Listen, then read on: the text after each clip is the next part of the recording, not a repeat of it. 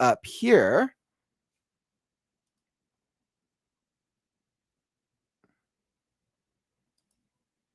All right, give me just a second. Perfect. And it looks like we got everybody. So Marta, definitely enjoy. That's going to be a very, very cool, very great reading experience for you. Make sure to fill out the form. We'll get that to you after the Right Now-a-thon. So without further ado, we're going to be hopping into our next excellent discussion. I have been looking forward to this. Rella kicked it off with AI tools and AI automation. And now we're really going to be discussing in the great AI debate. What are the pros? What are the cons of AI? Is AI good? Is it bad? Is it neutral? And all the things in between. So I have very much been looking forward to this debate, as I have always been very pro AI, but I've heard so much feedback over the year from a lot of authors, writers who are against AI, and I understand a lot of the concerns. So I love to understand, balance both sides, and really think about how will AI work in the industry moving forward. Beautiful. So without further ado, okay, let me make sure we got everyone here.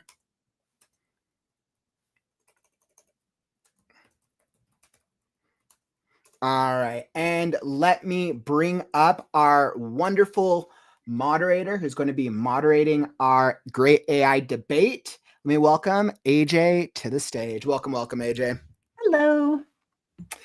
Thank you for leading us and guiding us in this AI discussion. It's going to be so fun. It's like a return to my games journalism days, because AI is the new gaming, right? I know. I was like, who's like the perfect person to be able to moderate our AI debate? So I'm very happy to have you here. I know you joined us yesterday for an incredible discussion. And I think today we're really going to up the stakes with our AI debate. For a real quick intro for anyone who's just joining us, do you want to introduce yourself? Sure thing. So my name's AJ Glasser. I was a games journalist for about 20 years by trade, and I will be moderating today's AI discussion. Full disclosure, I work at Meta right now. I'm a developer strategist in Oculus Publishing, working in video games. But I thought it'd be weird for me to participate as a speaker, because that could be a conflict of interest. And in true journalism spirit, I prefer to be the one asking the questions. So happy to be your moderator today.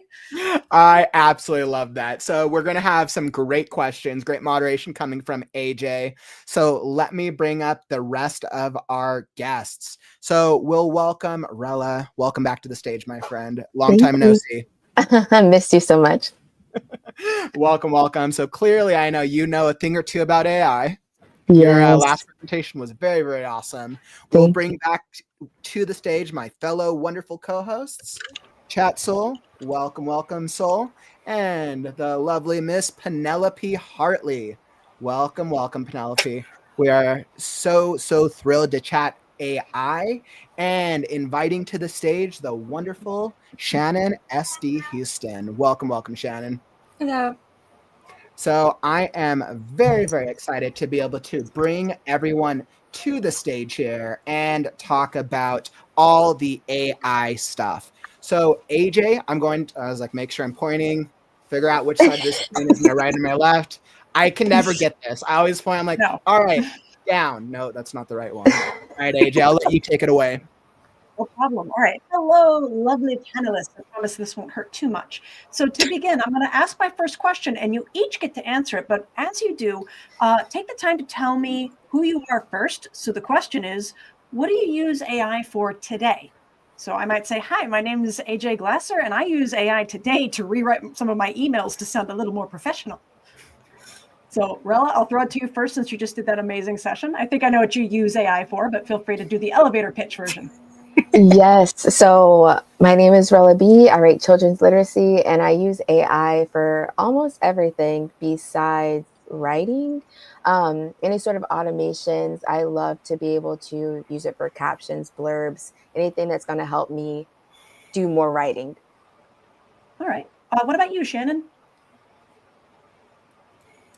Hello, my name is Shannon, and I write under the pen name of SD Huston. I'm a fantasy romance author. I have a passion to write about. Sorry, I get a little nervous sometimes going live. The passion to write about broken characters who face adversity to become better versions of themselves. There may or may not be dragons, but there's always love to find. I'm also 1/3 of the Self-Publishing Tips and Tricks podcast with Ben Pick from the YouTube channel Running to Write, and Jamie, and his name is escaping me. He's a brand new co-host. We had another co-host, Morgan Lee, for 3 years. She just left us. We just finished our last episode with her. So yeah, and that will start again in January. I'm also part founder and conference chair of the AuthorTube Writing Conference. And so, and we have a good team set up there, and we're heading into our 4th year now. So I use AI in my writing life. I use it as my brainstorming buddy. I write fantasy. I write epic fantasy.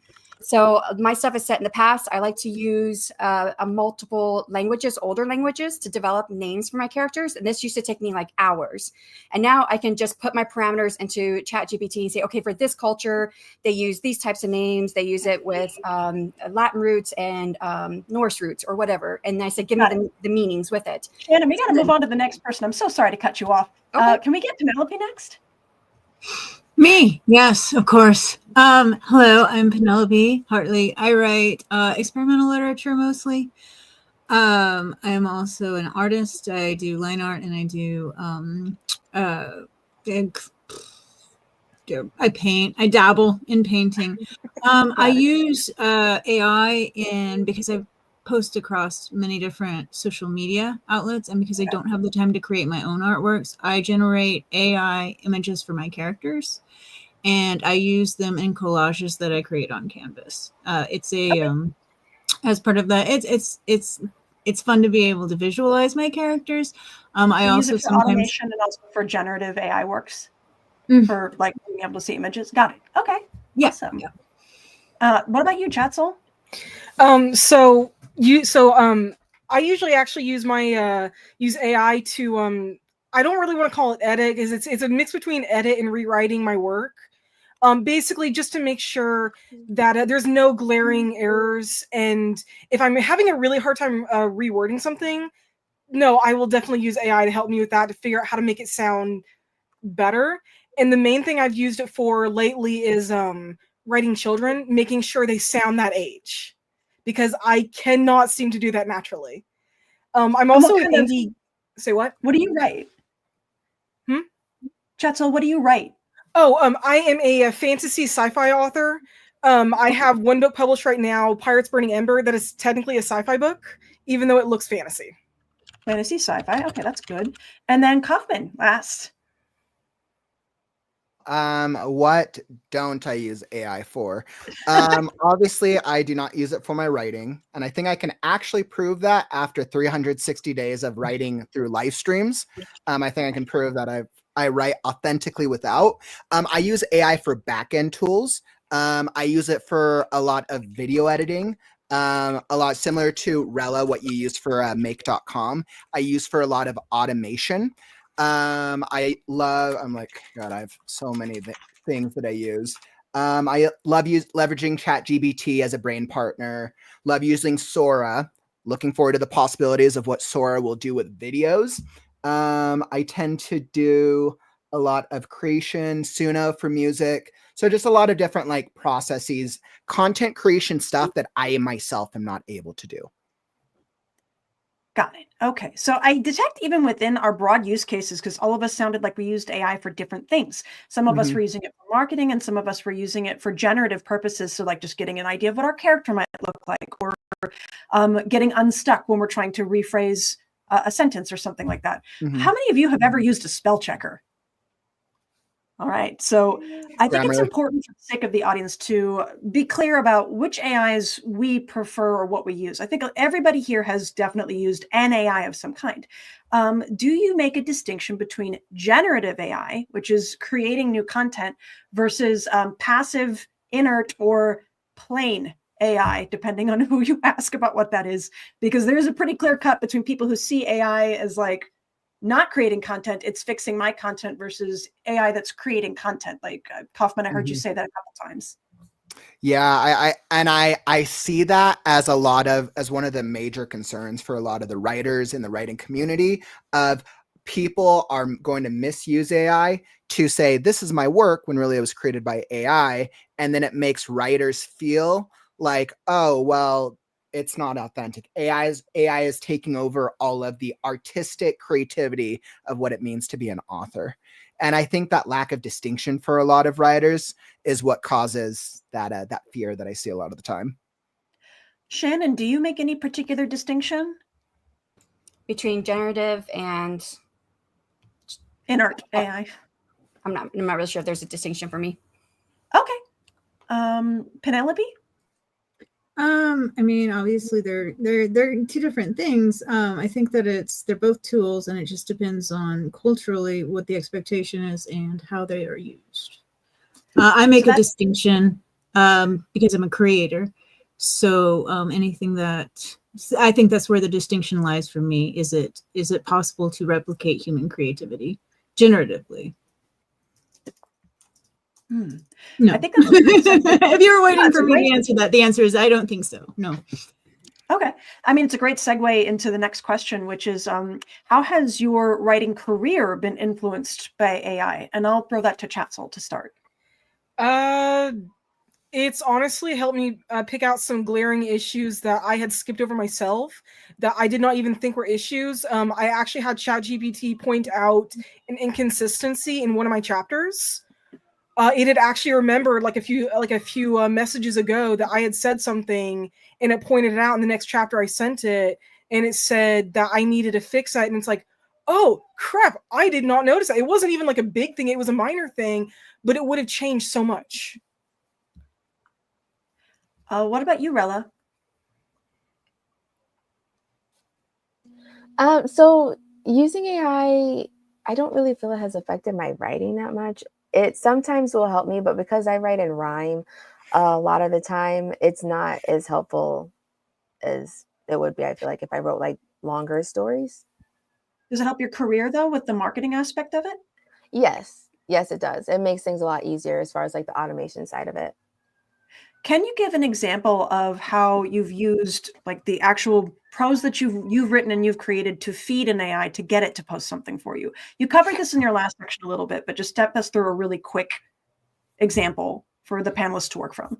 Yes, so I basically use it to repurpose my content. So I do YouTube videos and I read books on YouTube videos. So I will take the link from a YouTube video, I'll put it into an AI summarizer, and then it'll have my thumbnail, the summary, without giving away the story. And then I can just put the link and my YouTube URL in there and have a really pretty blog. So it helps with things like that as far as my creativity. Okay. So I've heard the word help come up a few times, and I think that is sort of what authors kind of unanimously look at this as if they are pro AIs. They look at it as to be helpful. Have you ever experienced a time when AI was kind of unhelpful with your writing process? I will start actually with Penelope this time. Has AI writing been unhelpful for my writing process? Anytime AI has set you back creatively. Yeah, I think that as an artist, I really had to struggle with the question of why I was using AI to market myself as a writer. I'm a very visual person, and I like to market very visually. So I feel like sometimes it's a crutch that I could be using other things for. Like, I feel like if I could afford to hire an artist to do the things that I have AI do, I would. But because I don't, I find myself depending more and more upon it, and I'm not sure that's quite the direction I want to take with it. So, I mean, I have to ask, but again, AI is so fast. It gets product out quickly, and it allows me to post across a lot of platforms very quickly, daily. So, I mean, there's a give and take with it for that reason. Okay. Kauffman, what about you? Have you ever asked an AI to do something and its answer just threw you for such a loop you couldn't even figure out what to make of it? Oh, that's what you were asking. All the time. Absolutely all the time. AI is interesting. I find that, and especially with ChatGPT, because I do leverage ChatGPT a lot, I find that when I'm searching for an answer, whether I'm trying to look for the answer to a question, or I'm trying to create a system, or I'll use image generation, I feel like I get, it goes in one of two directions. I either get one direction where it's like, okay, that's super cool, I didn't expect it, and that would be a cool direction to take it in. Or I get the other direction where it's like, what the heck was that? Like what the, like comes out with like the weirdest stuff. I was like, okay, well, I need to be clear on my end. Sometimes I just do it to try things and see throw something against the wall and see what comes out. And when you throw something against the wall and you get the weird stuff, you're like how does that compute? It's funny, but I'm like, not helpful.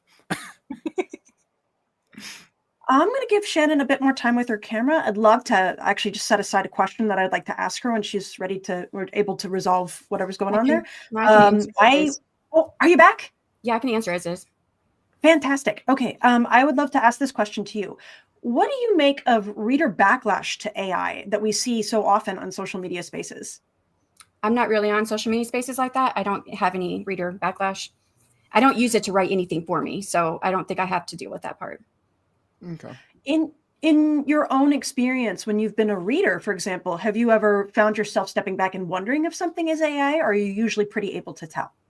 Yeah, I can usually tell. And if it's something AI, I don't continue with it. What is the dead giveaway for you? There's a lot of what they call ChatGPT-isms. So just certain language is used. Yeah. Can you I'm so sorry. I've actually been out sick for a bit, so I feel like I've missed an entire month of internet just from a week. Can you think of a ChatGPT-ism, or if you're feeling comfortable, open a window and try to get it to do something silly? It just likes to use certain phrases and words. And this is not just ChatGPT. ChatGPT has its own, Claude has its own, Google AI Studio has its own, Mistral has its own. You just have to be familiar. If you do enough in there, enough prompting, just to, because I use it as a buddy, a brainstorming buddy. I also use it in my businesses, the other parts of my author business. You can tell what is a ChatGPT-ism. And one is like testament. Testament is a big word that ChatGPT loves to use. So that's just one. There's a ton. I have a whole list that I've written up of things because I do often use it to draft my emails. I verbal vomit into a dictation program what I want to say in emails, and then I throw that into ChatGPT. And I actually use several at the same time because I pull out what I like. And I say, here's the tone, here's how the language that should be used, whether it's formal, informal, academic, educational, whatever. And then I have it write the emails for me. So then I take out all the ChatGPT-isms from there. That's good. I feel like there's actually a lot of ChatGPT-isms. I see it the most with visual stuff. Whenever I'm looking at images, and like you guys can probably recognize when there's AI designed things and they either haven't been edited or touched on. Like AI can't always get the lettering, and I'm like, all right, why are there like 2 R's? I asked for a word and it comes out with 10 words. I'm like, AI, what are you doing? Or it comes out with the hands, too many fingers.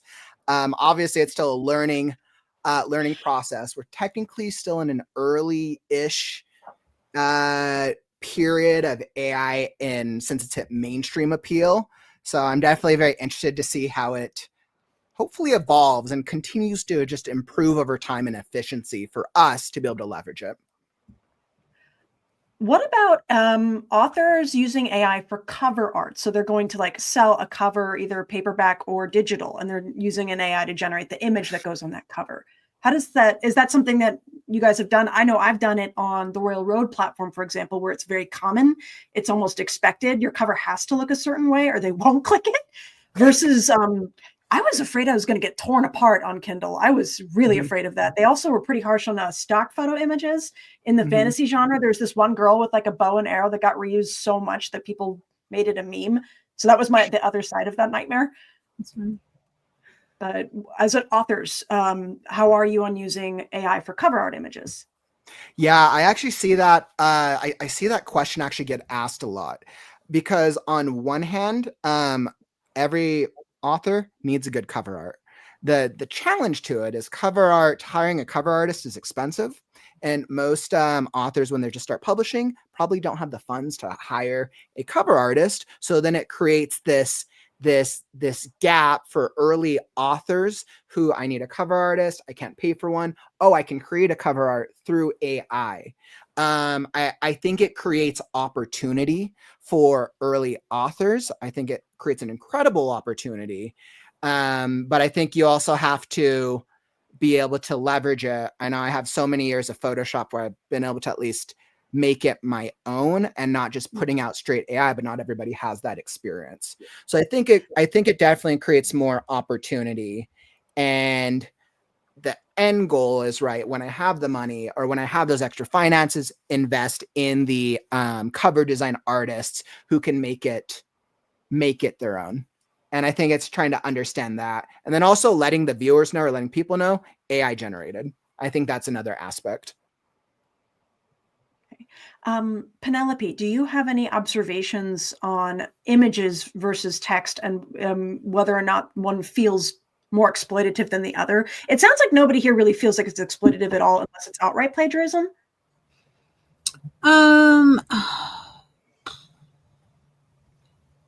I feel like for writing that it feels more exploitive to use it for writing, for creating writing. Obviously, there's benefits to using it if you need to, not to create the writing, but to edit the writing or to brainstorming ideas and things like that. I use a real editor.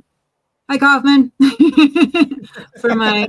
So I like to, I mean, as much as like it would be easy to lean into some of those things, I try to keep myself honest in terms of like how, because of my views on human creativity, I want to have everything have a human touch on it. So to go back to your previous question, I took the photo for my first book's cover. And I created the cover in Canva. I'm not really interested in selling or making any money off of AI at this point, because I think that I'd like to extol the virtues of human creativity over that of the robots. So am I a snob because of that? I don't know, maybe a little bit. I just I don't think I would want to read anything created by AI because I don't think it would be very interesting. I think I can write something better than that. I think Kauffman, I got that from you. You said that before. I don't think that because I'm coming from a place where I don't have a huge amount of money to throw at a bunch of different things, that AI is also very, it's like Kauffman was saying, like if you're a new writer who's just getting into it, it can be totally helpful, but you have to decide for yourself where where it becomes too much of a crutch for you is. So I think that as long as you're not, as long as you know what your integrity is, I don't think that you should be ashamed of using it. If that answers the question. It does. And then ChatSol, I actually want to go back to an example that you gave earlier. You mentioned that you were feeding whole chapters to an AI. Do you feel comfortable saying which one? Yeah, no, it's fine. It's mainly my fan fictions. I don't really do it so much with the books that I'm publishing. But my fan fictions, I will actually feed it entire chapters at a time or sections if it's too long. And I will have it. Are you using a different one, or which one are you using? I'm sorry, I'm using I'm sorry, say that again. Okay, so it caught an inconsistency in plot. Do I understand that correctly? Yes. The reason I'm curious is, did you do ChatGPT as the AI that you're feeding it to, or did you use Grammarly or Pro Writing Aid? Because they're different. I actually use Pro Writing Aid for like the main thing, and then I go into ChatGPT. Pro Writing Aid catches most of my mistakes, and then ChatGPT I kind of use for the more general stuff. I will actually use these specific prompts. I'm so curious. I will actually use a specific prompt. Here is chapter 3. Give me a general overview. And basically all I want it to do is just tell me, are there any inconsistencies? Do the characters sound realistic compared to the characters that actually exist in the existing show? Things like that. I don't ask it for anything more specific unless it is a much smaller part, like a paragraph or two, when I need help rewriting something because I can't figure out how to word it where it doesn't sound stupid. So I think it's worth talking about, again, going back to, there are different AIs, and more importantly, there are different companies that own them. So they use different training models, which means that the AI behaves differently by each company. So you can but take they all kind of get back together sometimes. A lot of people are like, AI is one thing, even though that's different. Yeah. They're different. And that's why I asked, who caught the plot inconsistency? Because this is getting maybe a little too close to work territory, but I fed a chapter into the Facebook MetaMate AI that you can access through Instagram. I created a little custom one because it's something they let you do for romantasy books. I called it Romantasy Book Editor, and I asked it, is this chapter good? And that thing straight up lied to me and said yes. But I swear to God, I showed that to the beta reader, and the beta reader was so upset and caught all these plot things. We're like, you say he's holding it in this hand, and he doesn't hold it in the next paragraph. Oh my God, you're terrible. And the AI is like, this is the best thing I've ever read. Which is why on a lot of these AI programs, they'll usually say in asterisk beneath it, this is experimental, or this is in beta, or some type of warning, because AI is just, it's so I want to say this. Pro Writing Aid actually just recently came out with 2 beta things. One of them is actually an entire story critique. It takes your entire manuscript and it gives an overall critique of it, like it would, a beta reader would give you. But an AI I did gotta it admit, I was actually random pretty person impressed you met by on it. Reddit. I'm sorry? An AI did it instead of a random person you met on Reddit. Yeah, no, it was the AI program, and I mean, obviously, I took it with a grain of salt. I just used one of my longer fan fictions for it, because I was just seeing how well this thing worked.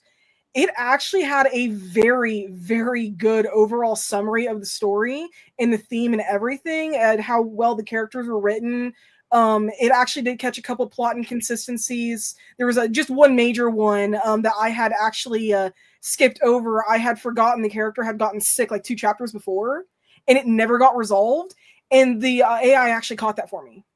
So, okay. I mean, obviously there were problems with it. There were some things that it got a little mixed up on, but they were like minor issues that would have in a much larger manuscript caused problems.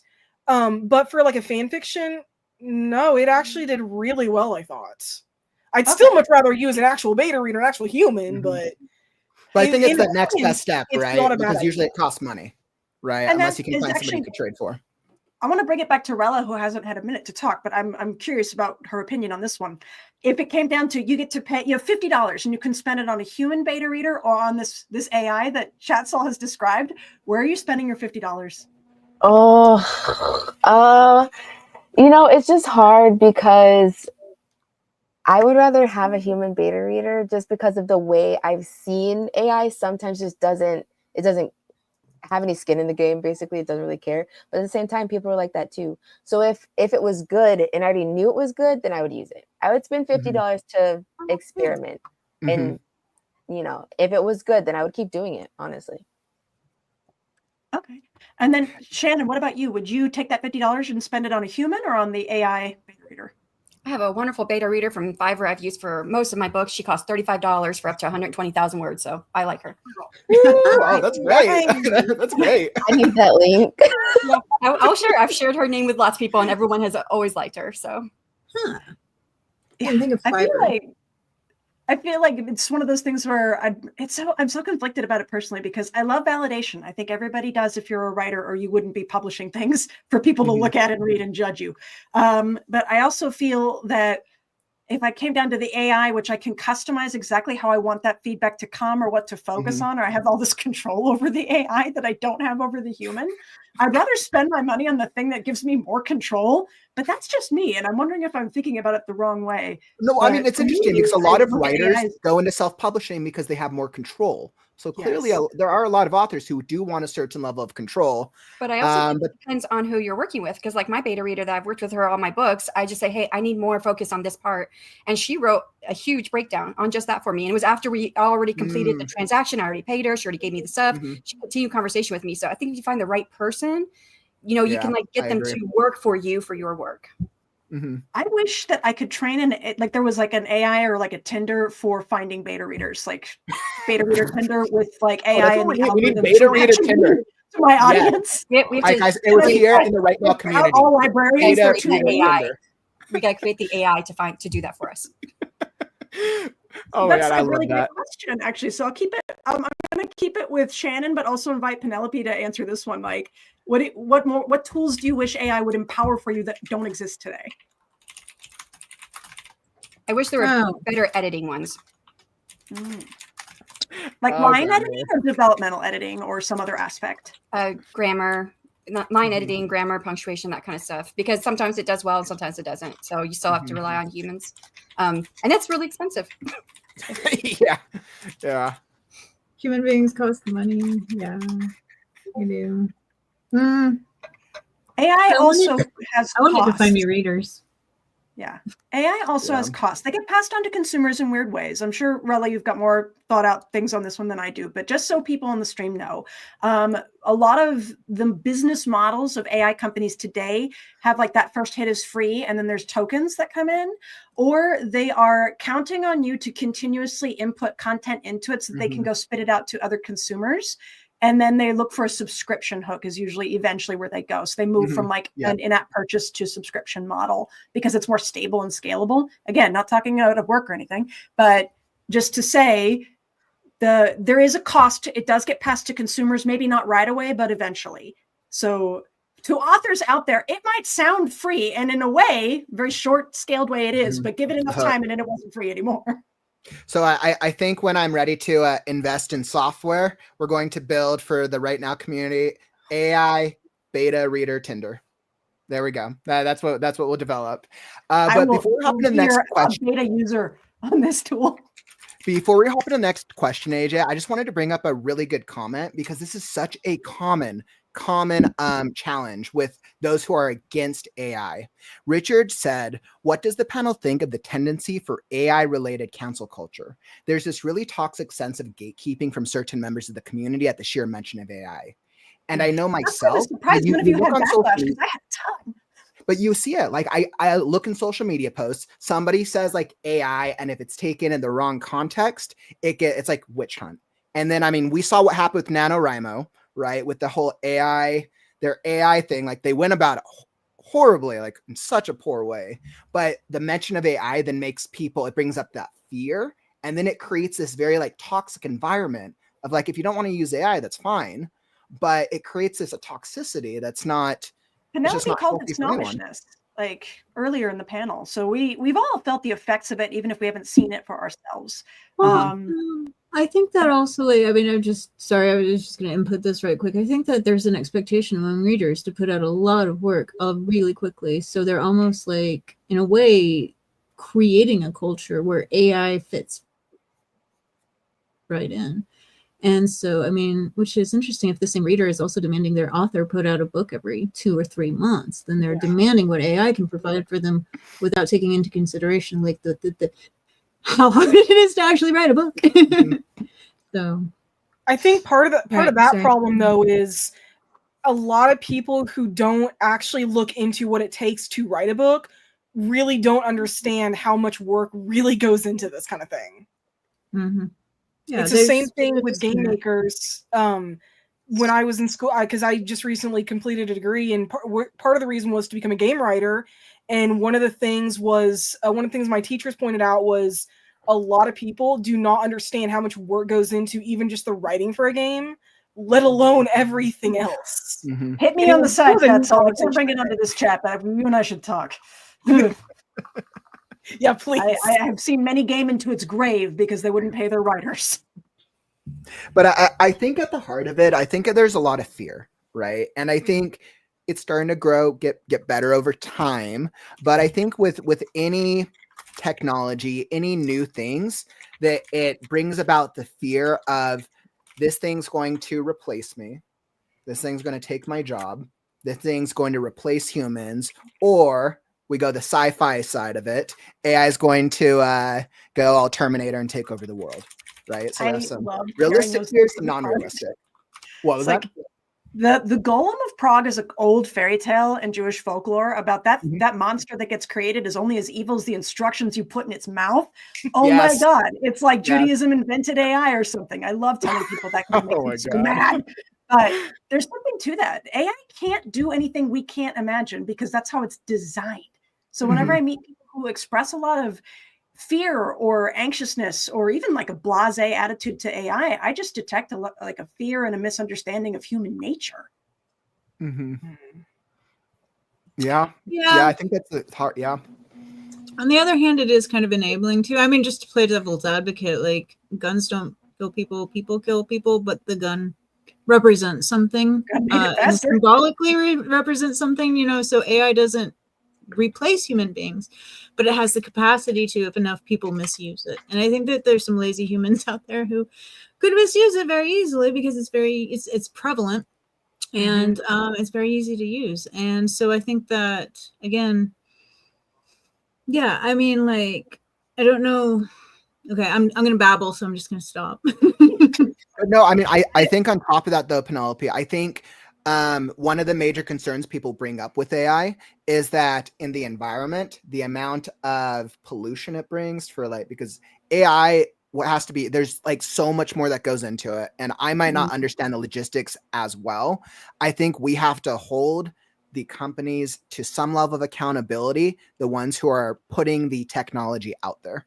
And I think there's a level of accountability that needs to be had. Yeah, As an that's actually a big environmental thing right now. historian, that's going to be difficult to do for anything because getting any companies to adhere to or at least even acknowledge environmental standards is across the board difficult. So I don't think that tech companies, if they can tie it to sustainability to responsibility, they might do if it looks good on PR. I'm being super cynical, but I did study this a little bit, and I'm like, I burned my cynicism. We're writers. We're saying extra. So, but yeah, I mean, it's going to be difficult for anybody to like really like step up for the environment's sake. But you're right. It does cause there's more than just the cultural aspects to it. There's also the environmental aspects. There's a lot of things that, as with anything, it should be taken way more closely under consideration and to be debated publicly before it actually gets implemented to the degree it has. Like when I was even deciding whether or not I wanted to use AI, this was like 6 months, a year ago, you know, and it exponentially grew to where that it was suddenly everywhere. And I kind of came to the conclusion like that people are eventually from 5 years from now aren't going to care because it's everywhere. So the conversation we're having right now is super important because it's going to help us determine what is a culture we value in regards to how we approach and utilize this tool that is AI and how much we accept it. And you know, to what degree we think that it should be useful for our society. Okay. Shannon, do you have any thoughts on that? I'm kind of feel some of this, but some of it I don't see as much. So I do think it's going to be everywhere. I was actually just writing in my chat, but I'll just say it since I'm here, that some of the newer studies that they have out now show like the newest generation, what is that? Generation Z? Whatever the newest generation, like they use AI without any, like they don't care about it at all. They don't care what it is or what it's doing. They love to use it. So, and that's the newest generation. So like what Penelope was saying, in 5 years, this is barely going to be anything because that's our generations have come into the buying. They're going to be our consumers, our newest consumers. So those are things that if we have things that we know we want set in place, then that should be something we're doing now and having that conversation. But I do think it's here. We have to deal with it as it is and see how we can make it work for us. And I'm not of the mind that it should write, not creatively. I don't have a write my creative stuff because that fulfills my soul is to write creatively. But I'll let it do everything else. So I think we can all agree that writing fulfills all of our souls. I think that's like, yes, agreed. It does sound like creation. Also, I want to go back to Rella. This actually wasn't from this talk. It was from your previous talk about the stuff that you like. You've been more into reels lately. Did I remember that correctly? Yes. So you're not using AI to generate those. Those are like from your heart, right? They're faster. I mean, I've used AI for like script writing. I plan on making like a little kid's movie and I've used it to generate the whole script. So I feel like for script writing, even for reels, it's really helpful. Sometimes it gives me some useful things and sometimes it doesn't, but it's a lot faster and I have a lot of different options very quickly where I can be like, you know what, this might work. So for creation, I do use it when it comes to like anything outside of writing. Writing, I feel like it's pretty bad. Reels, it's still pretty bad, but I just get more quicker. Okay, so reels isn't really the same thing as your writing in terms of your heart being in it. It just depends. I need way more of them. So some of them I go all out, like with parodies and songs, and they're really fun, and I'm doing them myself. And some of them I'm literally just using AI. So it just depends. From an earlier session, and Kauffman, you're going to have to help me remember the speaker's name. I do apologize, but they were talking about authenticity on TikTok. Do you remember? Yes. TikTok was actually DL when you're talking about from earlier today, right? Yeah. Yeah. Earlier today. So I remember DL was the TikTok.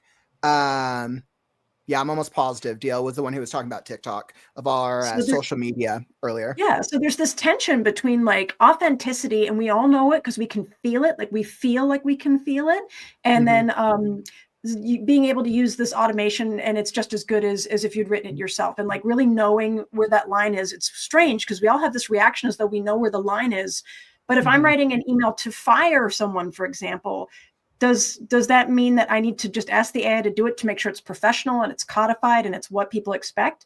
Or am I supposed to be putting my heart in there because this is a very real thing? It's been a very tough year for layoffs in the games industry. That's why it's kind of top of mind for me. Like, what is, but I've yes, like, where's I've the heard. line where it's not a tool or it's become a crutch? And even a crutch is a tool to an extent, but if you're using the crutch when you don't need it, is when people seem to kind of get mad at you and you don't really want to cross that line. But how do you know where the line is a question I put to the whole panel. That's a hard one. Oh, We no, all go have for lines. Yay. So I was going to say, I feel like in a lot of ways, you, especially with social media, you'll start to get like known for something. Like you kind of fit in some sort of space. So I try to create helpful content, and helpful content doesn't really go viral, but content where I'm talking about emotional things, like where I was angry or upset or sad, go viral, or things where I'm being super silly. So I have to be like really intense for things to go viral, versus like if I'm just trying to be helpful, something that I would think my followers would like, it doesn't always like get as much attention. So I think you do have to be authentic in fitting wherever it is that you've kind of shuffled into the algorithm, if that makes sense. And I found the funny emotional side. So I think the more authentic I am there, the better it will be. But I do think that AI can still help with a lot of the idea creation, because putting a reel up every day like is a lot. And so having that, a place to start with AI is really helpful. Shannon, do you want to answer it next? Could you say it again? Because I was Sure. trying I'll to restate the question. I'm It's a bit tone deaf and I couldn't understand what you were saying before. Oh, I was asking, we all seem to have a feeling about like when we've crossed the line too much from AI or not. So I was asking, how do you know where the line is? As far as, okay, I think that's what it is too. I was confused. Like, are you meaning from a creative aspect? Yeah. So from us? you mentioned earlier using it I mentioned I reuse it to rewrite my emails to sound more professional, and you were saying using it to kind of clean up language as well. Similar use case. But is there like a line interior where like you're using it too much, or you shouldn't use it to do this specific email? Like, is it bad? Is there a line that you can cross? I think the only line for me is that I don't use it to write my stuff, my creative stuff. That's the only line I really have. I'll put my creative stuff into it though and have it help me, especially like I write a sentence and I know I use the wrong preposition sometimes. I'm like, is this the right preposition? And it'll tell me. You mean you don't write perfect prepositions every single time? It's not all art when it first comes out? I can't believe it. So I guess that line for me is if I ever went to it. But I mean, gosh, I don't know. I have so many stories that I had once said on YouTube, someone's channel, a couple channels, where I said I might hire a ghostwriter one day because I have so many stories. I don't have enough life left. I'm about to turn 45 to write all the stories that are in my head. So, but then I think about it, I'm like so controlling. I'm like, I'd get it and then I'd rewrite it and I'd rewrite it. I'm like, why'd you get a ghostwriter anyways? And I'm like, well, yeah, whatever. But anyways, so I don't know. I don't think I'd ever use it to write for me. So I think that's my line. I do think it's interesting when people like compare ghostwriting and AI writing. I think it's just in my mind, it's just having someone else do the writing for you. So whether it's an AI or it's a person, you're just having someone else do it for you instead of you doing it for you. Which, I mean, ghostwriting, you'll get more of a person. Having done a lot of ghostwriting work before, freelance ghostwriter for many, many years, it's you're getting the human component of someone telling your story, as compared to you get the AI component. And as we've all agreed, there's AI-isms, right, that you'll catch. So then you get the AI thing, and then you have to go through and edit and clean it up and make it not sound like it's AI. So I think there's that distinction, but one costs more. And I think the ghostwriter, I would the new intern, like the person whose work you have to do over and over again, and you're now like promoted to middle management because AI is your intern. Oh my god! Oh man! But congratulations, you guys! You're all middle managers now. Yeah, it's interesting though. I think that line for AI writing, I think it's commonly agreed. This would be my gut, but I think it's commonly agreed that we don't use AI to replace the creative part of being a writer. I think almost any author can agree on that. At least anyone who's writing a book for themselves or for a readership. The exception is if you're writing AI books and they're supposed to be AI books. That's an exception in its own genre. But I think the line for a lot of readers and the line for a lot of fear or a lot of or the expectation is that they don't want us to use AI in any part of the process. And then it kind of becomes this gray area of like, okay, I don't use it to write my rough draft, but I might use it for Grammarly and Pro Writing Aid and these things to help elevate it. And then Shannon, like you said, okay, well, maybe there's a preposition that didn't sound good. Maybe I need to replace some word choice. Well, then a reader might be like, oh, well, they used AI because that's not creative. But I'm like, well, no, I created it. I had to use AI as a tool. So then it creates this weird like gray area that I feel like as a writing community will probably be stuck in here for at least another year or two until we move on to the next technology and the next fear. Until we can start focusing on AI content creators. We're just now getting sick of Bitcoin, right? Like, do we all agree yet that we're sick of Bitcoin? Like, when are we going to agree that we're sick of AI? We'll go back to Bitcoin next year. We'll go back to a cryptocurrency again. That's what I'm asking though, is because like as a gamer, like I always tend to see the stuff as it's coming and it's cutting edge and I think it's new and shiny and fun. And then like the backlash like rolls back toward me years later sometimes. And it's like, oh, that's not cool anymore. It's like finding out that LiveJournal doesn't matter anymore was a huge shock to me. So things like that just come back and like they sneak up on you. So I can't wait for the day when AI is like old news and we're sick of it. I look forward to that day. Yeah, I know. I actually don't think we're going to get there. You don't think so? Okay. I really, at this point, I do not believe AI is ever going to disappear. At least it'll always in be any of there. our lifetimes. Probably not even my kids' lifetime. I think AI will always be there. But it, like every other piece of technology since the internet, even before the internet, it finds its place, right? And we figure out, it finds its section of the world, its niche, and then we just learn to adapt. The next generations, like you guys were saying, it's part of the world. Like they're not going to care. I just saw a comment that is making me like die laughing. Sharon Smith, love this topic. How do we use AI authentically? Artificial and authentic are not going to fit together. That is by design of the English language. So like, what is artificially authentic? Like, oh, I'm not an English major, but unintentionally funny. I think that's very funny. My authentic intelligence, I would say, is interesting and entertaining to read. And as long as that is true, I will continue to write my own works. I'm looking forward to the day where I can create AI Dragon Kauffman, because Kauffman cannot stream for 60 hours straight. But Kauffman and AI Dragon Kauffman can definitely. And I'll play into it being an AI and it'll be funny as heck. And I'll be like, I always wanted to be a dragon. Now I can be a dragon. I feel like it'd be nice to have the AI take over, like when, like it can tell that you're drunk, like you put in your password wrong or something, or like you're taking a selfie and the AI detects that maybe you don't want to post this. Do you want me to just sit on this for you? I think there used to be an app that would do that with your photos on iPhone, like not send them if you were trying to send them between a certain hour because it assumed that you were probably drunk and didn't want to do that. Mm-hmm. Ah, man, yeah.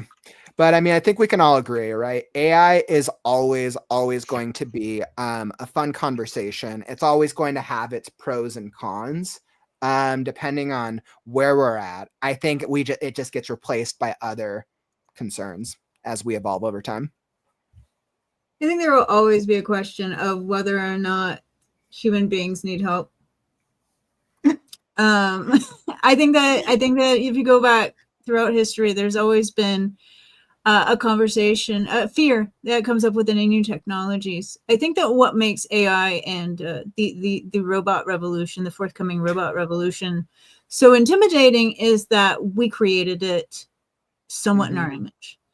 And I think that the prevalence of it, the ease with which it has just been commercially available, made for free even to other people. It's very swift, right? So I think that the fear of that is that there's going to be some sort of competition, but I don't see it unless it gains sentience anytime soon. You cannot replicate human creativity. There is a spark within us that is beautiful and ephemeral, and all these amazing things. The human experience can't be replicated by data sorting and understanding. Like, you can organize the information and you can mimic human beings, but you will never be able to tell. The robot cannot explain its own experience, which is what good art does. It explains how it is feeling connected to the world or disconnected in the world. So I think that a lot of the fears are knee-jerk reactions, but I think that we need to look more closely about how we are using it. One of the things that where I draw the line with AI art is I don't believe that large corporations that use AI to create voices should be doing so, because they have enough money to hire real human artists to do these things. I think that if you can hire a human being to do it, and it is definitely, if it's a creative endeavor, then you should. If you can't, like me, because I don't have a huge amount of cash promoting myself, I use AI in a very specific and intentional way, and I don't use it when I sell any of my products, my book, my lifeblood. Okay, not a product, but I don't use it for that, because I don't think the distinction needs to be made among artists and creatives where that line is. And I think that from listening to the conversation today, we've all at least asked ourselves the question, where is that line for us? And I think it ends at creativity. And I think it's because we can't be duplicated. Did I sound like Shatner? We can't be. A nice philosophical space I was kind of hoping to leave us on in the last 5 minutes. Kauffman, am I wrong about that? I feel so bad, like I might get a palate cleanse, because the next one is mine and it's on romantic-y spice writing, and that is not at all the same vibe. So I might want to give the viewers some time to change gears. It's okay. We're going to be. Do you use AI to do your romance? Absolutely not. AI will chastise you so hard if you ask it to write you something like that. That's definitely happened before. I love how you know the answer to that. Regulatory warnings that no, you can't have that image unless you're ready to commit a crime. Are you sure? And it gives you a little button to click. And I love that for us as a society, because as much as this is wondrous and cool and yay creativity, public goods and like global warming and stuff that we all as a planet should care about, that's kind of why we keep governments, even though governments also suck. Like, regulation will come into this, and it already sort of has. Yeah, I think you're right. And I think it depends on who ends up holding the reins in the, which party, or what their obligations to their constituency or their shareholders might be. It's fun how everything old is new again. We talk about technology pioneered by games and by pornography. ChatSol, tell me what I'm talking about. Like the Xbox wars and the PlayStation wars and Blu-ray and DVD. Like, who was there first? Gamers and those other guys we don't like to talk about. Oh yeah. Mm-hmm. When you, honestly, I think when you look at never history, liked that war between the consoles, because it's like they both suck and they both are awesome. Just enjoy it, and the entire concept behind the word is just stupid. Because I'm also sitting here as a PC gamer. One AI. I don't want to be stuck with one. Like, what if you want to fire your beta reader? Like, it's easy. The project ends and you end. But if you're paying a subscription to your beta reader, how do you break up with them? Man. Hope there's a big cancel button. Oh. Life needs a cancel button on everything. Oh, if only. That'd be nice. All right, Kauffman, do you want to do your outro? Thank you. I mean, I will. You guys know me. Pro AI, leverage AI. Clearly understand the line.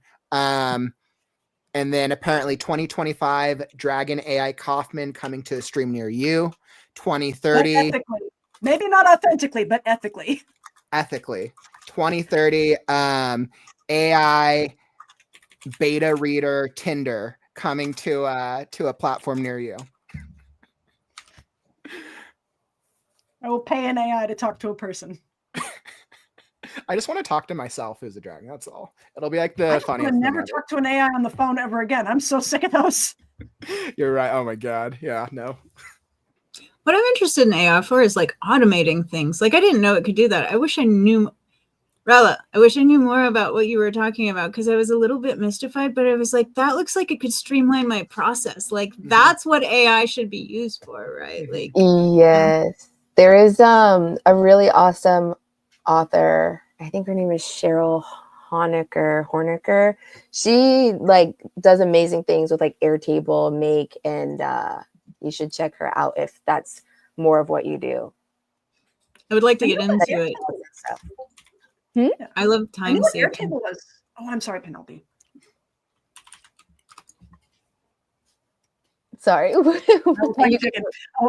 meant to say I knew what Airtable was, but I had not seen Make before your session, so that was exciting to learn about. And in my old lady day, because I'm in my 40s too, it was Hootsuite. That was what we used. Oh yes. And it couldn't write it for you; it could just put it in a bunch of places. So if you had that one typo in there, you were screwed. Oh, in my day.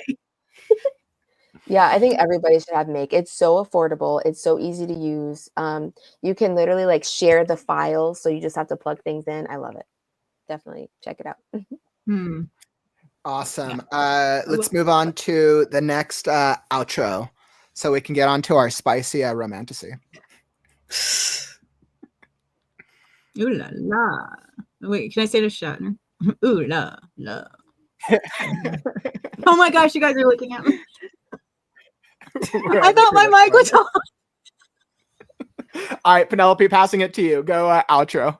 I think Are you guys ready? know who Penelope is. Okay, Yes. spicy romance in the style of William Shatner. Ooh la la. Back to you, Spock. Wait, I'm Spock. God. Never mind. Oh, I'm Penelope Hartley, and I do weird stuff on camera. 15 to 16 hours of streaming so far. Forgive us. Yeah, it's been a minute. Are we going around the table or? So yeah, ChatSol, and I'm sorry, I'm just kind of out of it. This is the writer's circle. Yeah.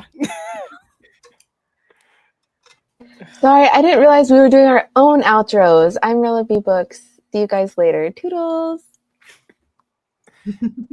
And I'm Shannon. I have a YouTube channel here, SC Houston. You can find me there. I'm right now actually on a month-long break, but I'll be back in middle of January where I run Monday through Thursday writing sprints. I'm AJ Glasser. I've been your moderator. It's been super fun and informative, and I hope nobody at work watches this. This has been an absolutely great conversation. I want to just give a huge thank you for us first off to AJ for moderating this for us. Being a moderator always takes that next degree of work. So AJ, thank you so much. Really appreciate it. And thank you to each of you for being involved. AI is always such a hot button topic. Those who are for it, we get it. Those who are against, hate it with all of their heart and like with a dying passion. So being able to talk about it is always so powerful. I love that each of you were able to join us for this conversation. I know you, the viewer, thank you for being involved. We had so many great comments, and we only got to pull up a few of them without disrupting the conversation, but we absolutely loved seeing all the comments. Those of you will see myself, Penelope, and ChatSol around. Rella B, it's been great. AJ, we're going to hop over to you in just a second. We're going to split up with a free giveaway, and then make sure you stick around because Shannon and myself are going to have an excellent interview in just a little bit. It's going to be great interview about the future of the writing industry. So stick around, my friends, and we will be back. All right. So, wow, what a conversation. AI, like my head is like blown. Like, I knew there was one conversation I wanted to be involved with, and it was the AI conversation. You guys, like, you know me. We've tested out AI on this channel a couple times. We have definitely tested out a couple times, and we know that AI, pros and cons, we've tried writing a story with it just to see what AI came up with.